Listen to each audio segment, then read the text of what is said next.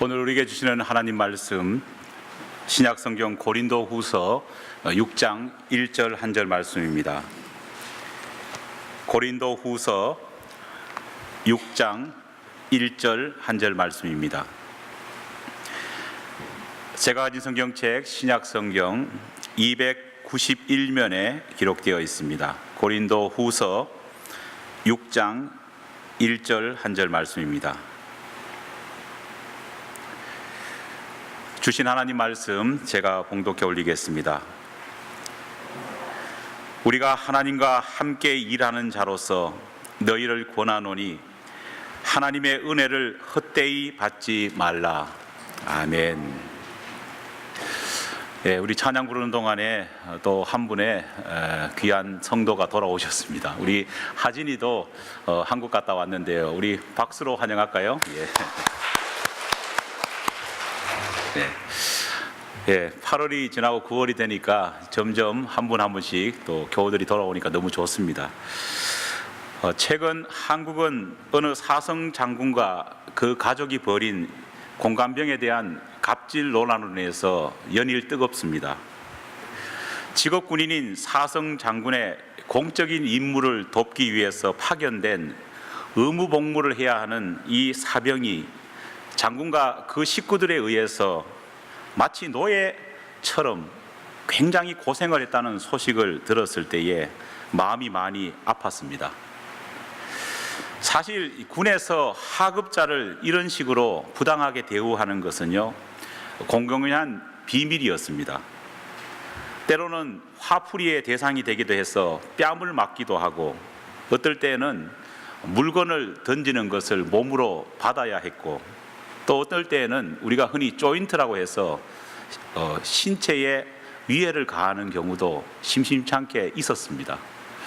저도 군생활할 때 이런 것들 많이 당했고 아마 요즘 또 그것이 그대로 존재하리라 믿습니다. 사실 이 뉴스를 보면서 가슴이 참 먹먹했던 것은 이런 갑질이 군대 내에서 일어나기 때문만은 아니었습니다. 왜냐하면 이런 문제는 몇몇 군인 지휘관들의 개인적인 일탈이 아니기 때문입니다. 안타깝게도 우리가 살고 있는 사회 내에서는요, 너무나도 많은 이런 갑질 논쟁이 있습니다. 우리는 회사 내에서도 학교에서도 심지어 교회 내에서도 이런 상하 관계를 악용한 부당한 대우들을 너무나 쉽게 보고 또 때로는 너무나 쉽게 당하면서 그렇게 살아왔습니다. 여전히 이런 문제는 교회 내에도 존재하고 있습니다. 우리가 가지고 있는 유교적인 영향은 항상 사람과 사람과의 관계를 서열화시켰습니다. 그리고 꼭 누가 윗사람이고 누가 아랫사람이라는 주종 관계를 항상 머릿속에 생각하게 만들었습니다. 우리 한국 사람 모이면은요, 항상 관례적으로 묻는 거 있지 않습니까? 나이 몇 살입니까? 결혼은 하셨습니까? 하지만 더욱 놀라운 것은 이런 풍조의 악습을 타파해야 될 교회 내에서조차도 오히려 훨씬 심한 이런 일들이 많이 일어나고 있다는 겁니다. 교회에서 일어나는 이런 문제들은요, 신앙이라는 이름을 빙자해서 순종을, 복종을 공개적으로 강요하는 지경까지 이르는 경우도 굉장히 많습니다. 이런 상황 속에서 예수님과 사도 바울이 그들의 사역에서 보여준 새로운 인간관계는 우리 신앙인들이 사람과 사람을 대하면서 하나님의 일을 하면서 어떻게 새로운 관계를 맺어가야 될지에 대한 중요한 핵심 열쇠를 우리에게 던져줍니다. 주님과 사도 바울이 보여준 인간과 인간 사이의 새로운 관계가 뭐냐? 바로 동력이라고 하는 새로운 개념을 주님과 사도 바울은 성경을 통해서 우리에게 보여주십니다. 사도 바울은 그가 개척한 교회들에게 보낸 편지에서 그 개척한 교회 성도들을 가리켜서 아주 독특한 표현으로 그들을 부릅니다. 오늘 대표적인 예 하나가 본문에 있습니다. 고린도후서 6장 1절과 또 다른 고린도전서 3장 9절 말씀을 제가 읽어드립니다. 우리는 하나님과 함께 일하는 자로서 너희를 권하노니 하나님의 은혜를 헛되이 받지 말자. 우리 모두가 하나님과 함께 일하는 자로 규정하고 있습니다. 또 다른 구절에 보면은요, 우리는 하나님의 동역자들이요 너희는 하나님의 밭이요 하나님의 집이라. 할렐루야. 사도 바울은 그가 세운 교회 성도들을 하나님과 함께 일하는 자로 또 하나님의 동역자로 부르며 규정하고 있습니다. 이 표현은 목회자와 성도와의 관계 혹은 신앙의 선배와 후배와의 관계에서도요 아주 큰 깨달음을 우리 가운데 줍니다. 안타깝게도 참 많은 신앙인들이 교회 내에서 서로 간의 관계를 주도하는 사람과 따르는 사람으로 양분지을 때가 얼마나 많은지 모릅니다. 어떨 때는 너가 주도하니까 책임은 너가 다 져야지, 나는 그냥 따르는 사람이니까 맹목적으로 따라가면 되지. 어떤 경우에는요 주도하는 사람이 그 권한을 남용해서 따르는 사람들에게 상처를 줄 때도 얼마나 많은지 모릅니다. 심지어 어떤 분들은 목회자와 성도와의 관계를요 목자와 양의 관계로 표현하지만 실상은 성경에서 주님께서 말씀하신 목자와 양의 관계와는요 전혀 관계없는 마치 인간과 짐승의 관계, 영적으로 깨어있는 자와 무지 속에 빠져있는 관계, 지성 있는 자와 멍청한 자의 그런 이분법적인 사고 속에서 은근히 목회자와 교회 지도자들이 성도들을 맹목적으로 맹종을 강요할 때도 얼마나 많은지 모릅니다. 하지만 예수님께서는 목자와 양의 관계를 단 한 번도 주종의 관계처럼 설명하시지 않았습니다. 요한복음 10장 11절로 11절로서 주님께서는 주님과 우리 사이의 관계를요 어떻게 설명하시느냐, 이렇게 설명하십니다. 나는 선한 목자라. 선한 목자는 양을 위하여 목숨을 버리거니와 싹구는 목자도 아니요 양도 제 양이 아니라 이리가 오는 것을 보면 양을 버리고 달아나나니 이리가 양을 늑탈하고 또 해치느니라. 달아나는 것은 저가 싹군인 까닭에 양을 돌보지 아니함이나 나는 선한 목자라. 내가 내 양을 알고 양도 나를 아는 것이 하나님께서 나를 아시고 내가 아버지를 아는 것 같으니 나는 양을 위하여 목숨을 버리니라. 할렐루야. 목자이신 예수님은 오히려 양을 위해 자기 목숨을 아낌없이 버릴 만큼 우리를 사랑하시고 우리를 섬기신다, 그렇게 말씀하고 있습니다. 이런 주님의 모습 속에서는요 주님이 비록 목자이시고 비록 우리가 양이라고 할지라도 주님이 폭군처럼 냉혹한 노예 주인처럼 그런 모습을 전혀 보이시지 않는다는 겁니다. 오히려 목자와 양, 사역자와 성도, 신앙의 선배와 후배와의 관계는 사도 바울이 말했듯 동역자의 관계로 보는 것을 우리에게 알려주고 계신다는 겁니다. 그런 의미에서 저는 목회자와 성도의 모습을 목자와 양의 모습으로 사실 표현하기보다는 오히려 서로가 함께 하나님의 일을 하는 동역자로 표현하는 것이 훨씬 따뜻하고 훨씬 좋은 것이 아닐까, 그렇게 생각을 합니다. 그렇다면 동역자란 과연 어떤 관계일까요? 오늘 본문에 하나님과 함께 일하는 자로 표현된 이 동역자라는 의미가 영어 성경에는요 God's fellow workers 이런 표현을 사용하고 있습니다.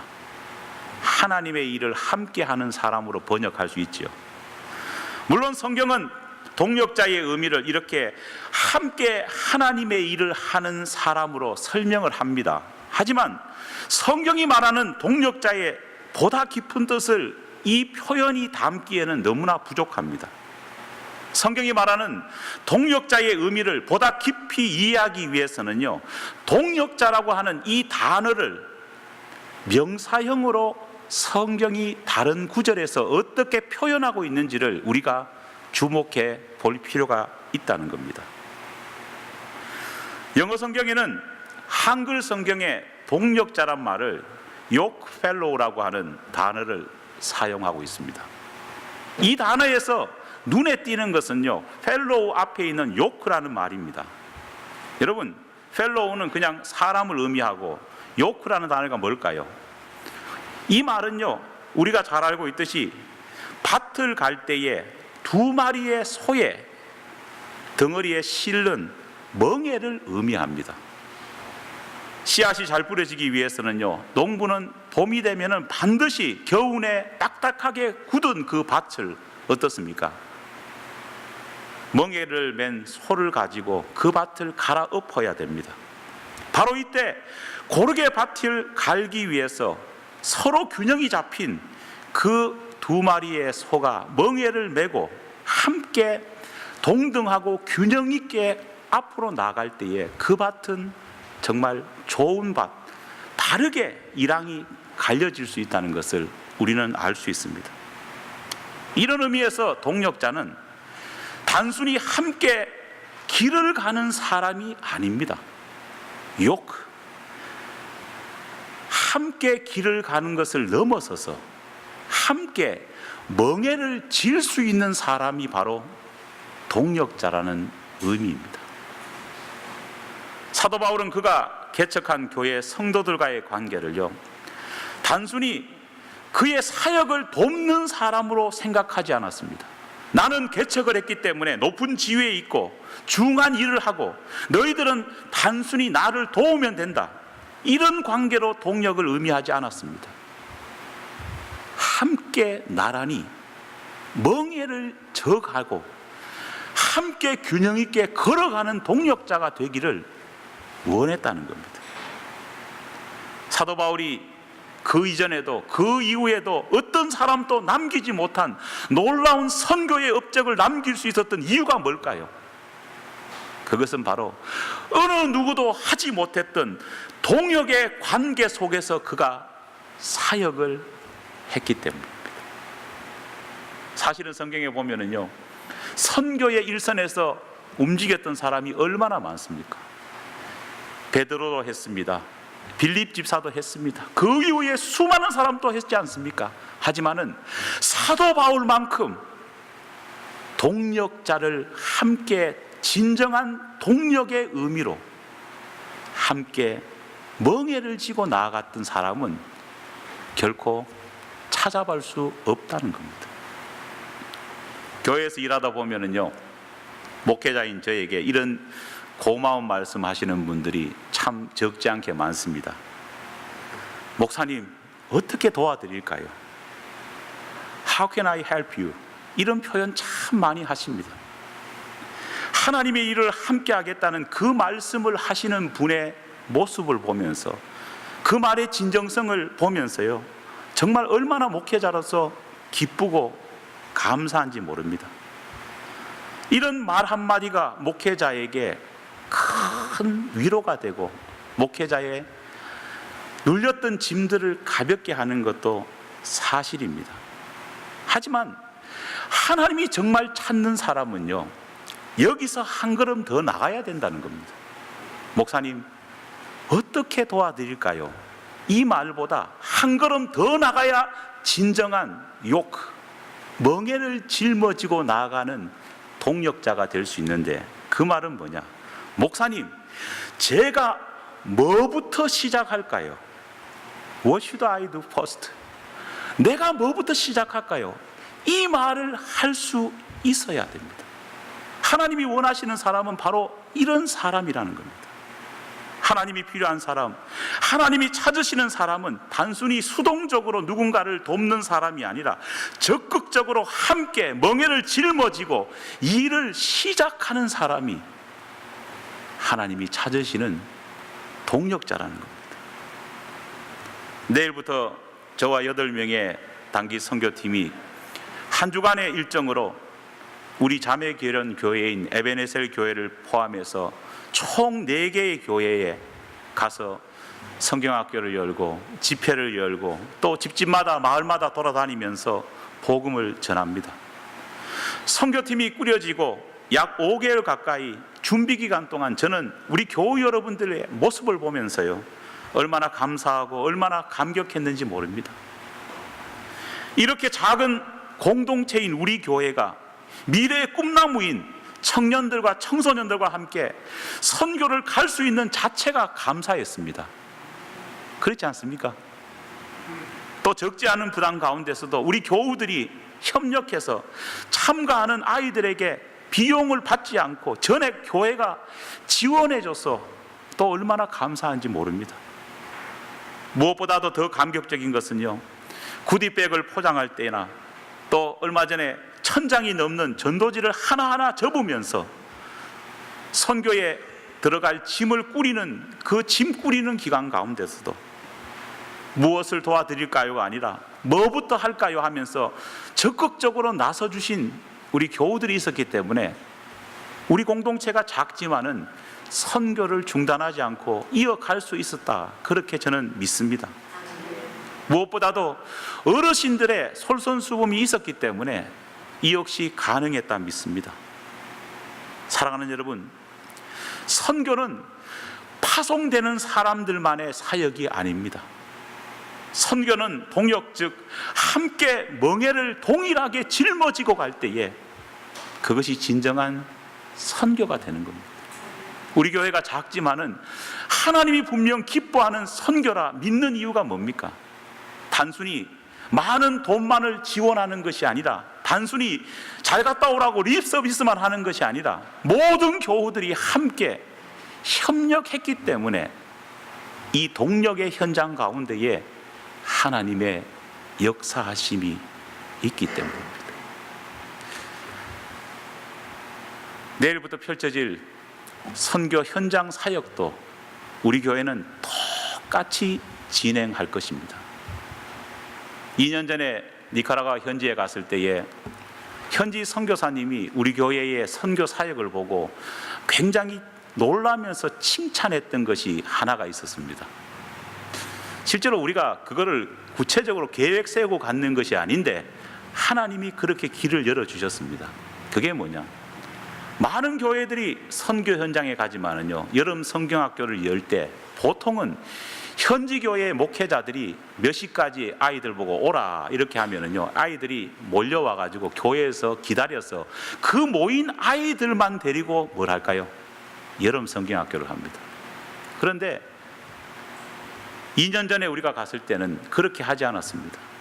성경학교 하기 전에 2시간 전, 3시간 전에 마을에 가가지고요, 전도하면서요, 마을 주민들을 다 초대했어요.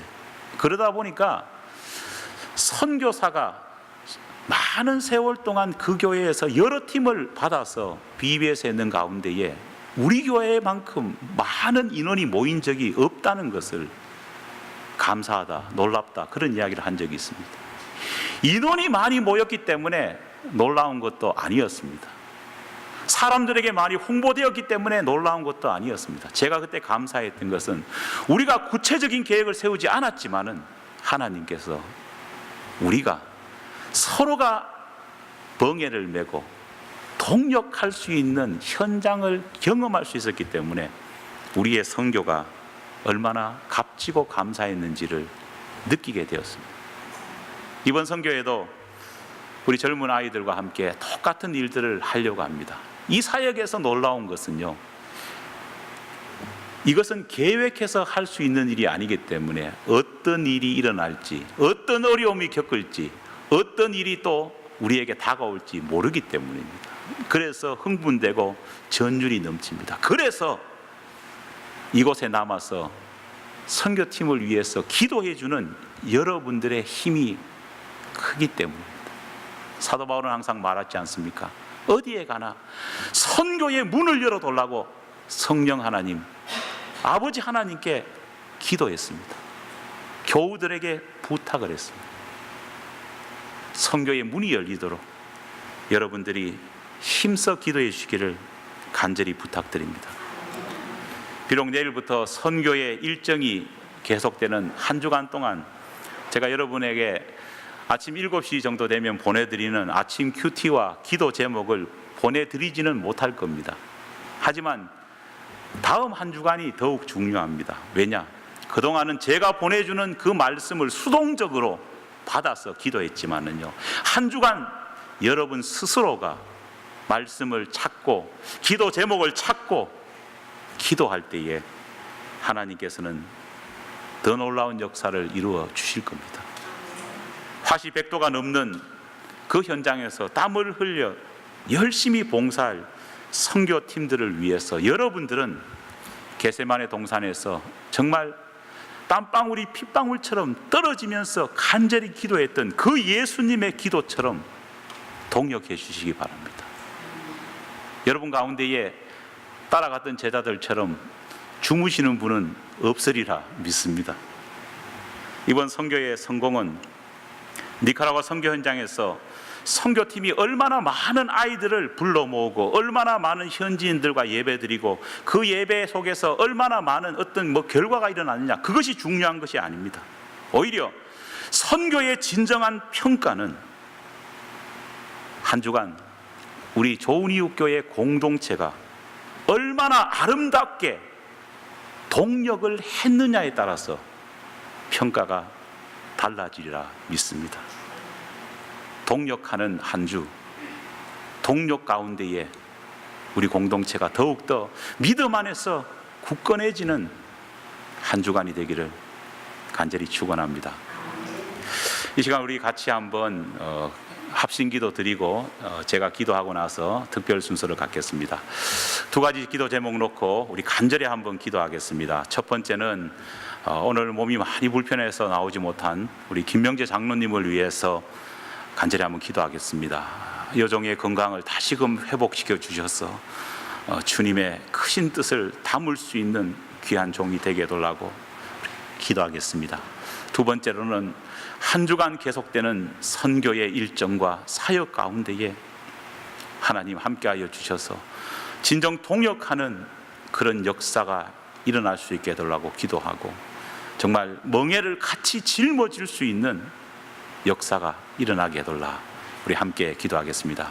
우리 주여 한번 외친 다음에 기도합니다. 주여 하나님 아버지 감사합니다. 하나님의 놀라우신 사랑 가운데에 우리가 있게 하심을 감사드립니다.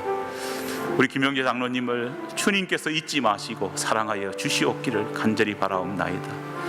종의 아버지 하나님 육신적인 연약함을 주님께서 아시옵니다. 주님 예배드리러 나오는 이 현장 가운데에 오늘 아침에도 얼마나 많은 수고와 노력을 했을지 상상이 갑니다. 그러나 그럼에도 불구하고 육신의 연약함 때문에 오지 못한 자의 아픔이 얼마나 컸는지도 우리가 잊지 않습니다. 주님 은혜를 허락하여 주셔서 이 시간 성령 하나님의 위로와 치유의 손길들을 온전히 우리 장로님께 보내주심을 통해서 아버지 하나님이시여 놀라운 치유와 놀라운 변화의 역사가 일어날 수 있도록 은혜를 허락하여 주시옵기를 간절히 바라옵나이다. 아버지 하나님이시여 육신이 나이 들어서 후패해져 가는 것이 어쩔 수 없지만은 주께서 주시는 기회와 소망은 분명히 있을 줄 믿사오니 아버지여 도와주시옵소서. 한 주간 니카라과 단기 선교 위에서 기도합니다. 몇 명이 모이든 얼마나 많은 성과가 있는 그것이 중요한 것이 아니라 우리 모든 공동체와 또 현지의 교회가 어떻게 함께 짐을 지고 동력하느냐가 중요하다는 것을 기억할 수 있는 우리 모두가 될 수 있도록 은혜를 허락하여 주시옵소서. 주님, 보냄을 받는 자나 보내는 자나 놀라운 역사의 시간들이 될 수 있는 한 주간이 될 수 있도록 도와주시옵소서. 믿사오며 예수님 이름으로 기도합니다. 아멘.